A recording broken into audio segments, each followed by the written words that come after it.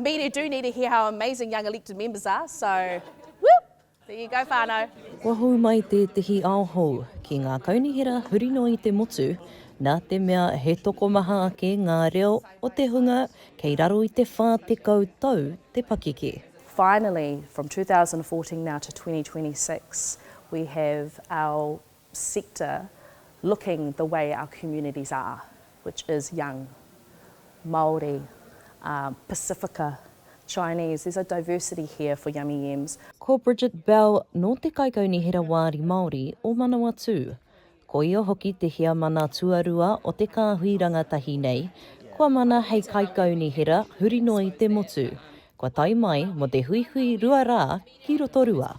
And I must say, when I look at all of our young elected members, all of our YEMS, how we have gracefully responded to those reforms has been nothing short of immaculate and stunning.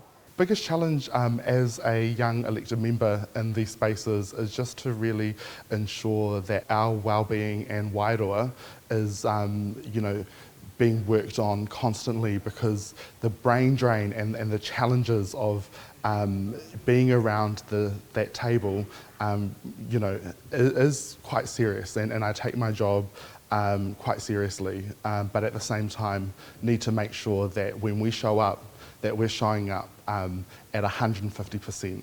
And so making sure that our wairoa is one that we can speak truth. Kei runga Andrew Webster i te poari hapori o Papakura ki te kaunihira o Tāmaki Makaurau. Hei tāna, he whakahirahira te reo o te rangatahi ki ngā tēpu kaunihira katoa.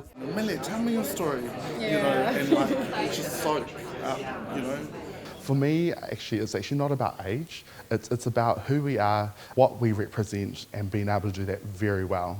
And so, yes, it's encouraging that the YEM numbers are growing, but at the same time, being able to have a face on that table that looks different but represents our communities, whether that's minority communities or whether that's the largest voice in our communities. The stereotype will always be there, right? That young people don't have the skills to step in these spaces. In fact, I think it's a harsh critique when, in fact, our leadership skills are groomed by our kaumātua. Something I'm really proud of is that our mana whenua relationships are strategic, but they are ones that we can just rely on and are strengthened through really strong relationships. Not about the nawes. When we get to rawe, we can expose that, but I'm just interested in looking at your nawes. Cool.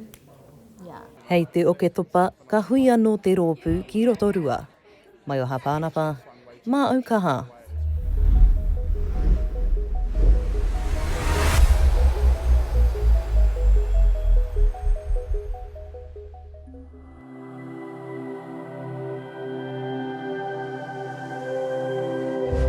ko te reo